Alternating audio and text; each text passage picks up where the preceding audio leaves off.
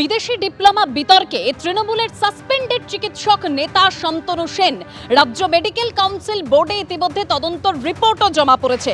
Diploma বিতর্কে শান্তনু সেনকে তলব করেছিল পেনাল এথিক্স কমিটি।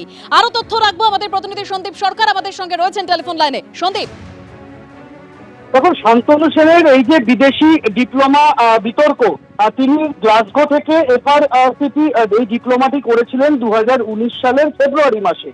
অভিযোগ ওঠে যে তিনি তার যে চিকিৎসকের রাইটিং প্যাড, সেই প্যাডে তিনি তার এই ডিপ্লোমাটি যখন ব্যবহার করছেন তখন এই ডিপ্লোমা তিনি নথিভুক্ত করাননি জাতীয় মেডিকেল কমিশন বা রাজ্য মেডিকেল কাউন্সিলে, এবং সেই বিতর্কের কারণেই তাকে তলব করা হয়। তার বিরুদ্ধে স্বতঃপ্রণোদিতভাবে তদন্ত শুরু করে রাজ্য মেডিকেল কাউন্সিল।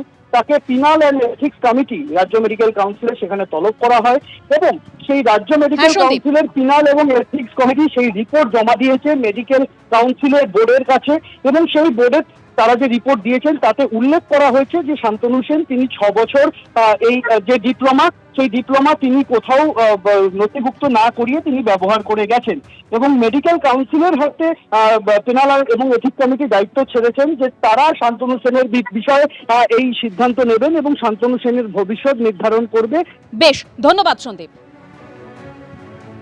কলকাতা মেডিকেল কলেজের নির্বাচনে মনোনয়নই দিতে পারল না তৃণমূল। কলকাতা মেডিকেল কলেজের স্টুডেন্টস কাউন্সিল নির্বাচনে মনোনয়ন দিতে পারল না তৃণমূল, এবং যেখানে টিএমসিপির তরফে দাবি করা হচ্ছে নির্বাচনের বিষয়ে কোনো তথ্য জানানো হয়নি, সেই কারণেই মনোনয়ন জমা দেওয়া যায়নি।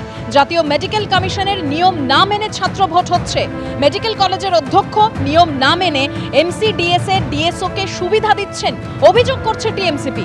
অধ্যক্ষের পদত্যাগ ও ভোট বাতিলের দাবি করছে টিএমসিপি। নতুন করে স্টুডেন্টস কাউন্সিল ইলেকশনের দাবিও করা হয়েছে টিএমসিপির তরফে।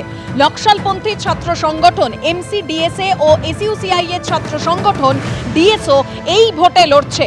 কলকাতা মেডিকেল কলেজে তৃণমূলের কোনো অস্তিত্ব নেই, দাবি করা হয়েছে এমসিডিএসএ ও ডিএসওর তরফে। এই ভোটটি সম্পূর্ণ অগণতান্ত্রিক উপায়ে করছেন প্রিন্সিপাল। এখানে কোনো যে এনএমসি গাইডলাইন্স আছেন সেখানে মানেননি। আমরা নতুনভাবে এই ছাত্র সংসদ নির্বাচনের দাবি জানাচ্ছি, এবং সেটি যাতে কলেজ কাউন্সিলের অনুমতিক্রমে হয়। সমস্ত ছাত্রদেরকে কাছে অনুমতি নিয়ে সবার কথা শুনে যাতে এই ছাত্র সংসদ নির্বাচন হয় তার দাবি জানাচ্ছি।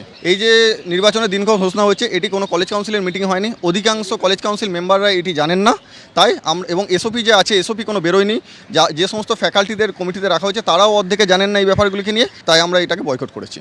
ভোট যে হবে, ভোট যে করা প্রয়োজন, এই কথা স্বয়ং মুখ্যমন্ত্রী তিনি নবান্নে বসে জুনিয়র ডাক্তারদের সাথে মিটিংয়ে তিনি ঘোষণা করেছিলেন যে মার্চ 2025-এর মধ্যে তারা নির্বাচন করাবেন।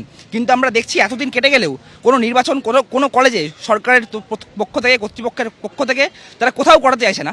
সেই অবস্থায় মেডিকেল কলেজ কর্তৃপক্ষ, আমরাও এখানে ইউনিয়ন ইলেকশনের দাবি জানালেও, ইউনিয়ন ইলেকশন না হলেও, ইউনিয়ন গঠন না হলেও কলেজ কাউন্সিল গঠন, স্টুডেন্ট কাউন্সিল গঠন হবে, এবং তার জন্য ভোটিং প্রক্রিয়া চলছে। ফলে খানিকটা গণতান্ত্রিক পরিসর মেডিকেল কলেজে রয়েছে। এই গণতান্ত্রিক পরিসর আমরা মেডিকেল কলেজের ছাত্রছাত্রীরা এখানে তৈরি করতে পেরেছি। এই গণতান্ত্রিক পরিসরে স্বাভাবিকভাবেই টিএমসিপি তাদের থ্রেড কালচার, টিএমসিপির তাদের যে দুর্নীতি, এই সমস্ত কিছুকে ছাত্রছাত্রীরা ছুঁড়ে ফেলেছে। তার ফলে তারা এখন এই ধিকৃত হয়ে, তারা কোথাও ছাত্রছাত্রীদের কাছে ঠাঁই না পেয়ে তারা আজকাল এইসব ছুতো খুঁজছে, তারা এর মধ্যে একটা প্রাসঙ্গিক হয়ে ওঠার চেষ্টা করছে। তৃণমূল ছাত্র পরিষদ যতই লাফালাফি করুক, মেডিকেল কলেজ, কলকাতা মেডিকেল কলেজে কোনো ছাত্রছাত্রী তৃণমূল ছাত্র পরিষদ করে না, বরং তাদের ঘেন্না করে। তাই তৃণমূল ছাত্র পরিষদের কাছে কোনো রকম খবর পৌঁছয়নি। অন্যান্য যে ছাত্রছাত্রীর সংগঠন আছে তাদের কাছে খবরটা রয়েছে, কারণ আমাদের ক্যাম্পাসে, আমাদের কলেজে প্রত্যেকটা ছাত্রছাত্রীর কাছে এই ইনফরমেশান পৌঁছানো হয়েছে। এসওপি সহ এই ইলেকশনে যা যা যাবতীয় গাইডলাইন রয়েছে, এবং সেটা কর্তৃপক্ষের স্বীকৃত যে গাইডলাইন, সেগুলো সমস্ত ছাত্রছাত্রীর কাছে পৌঁছেছে।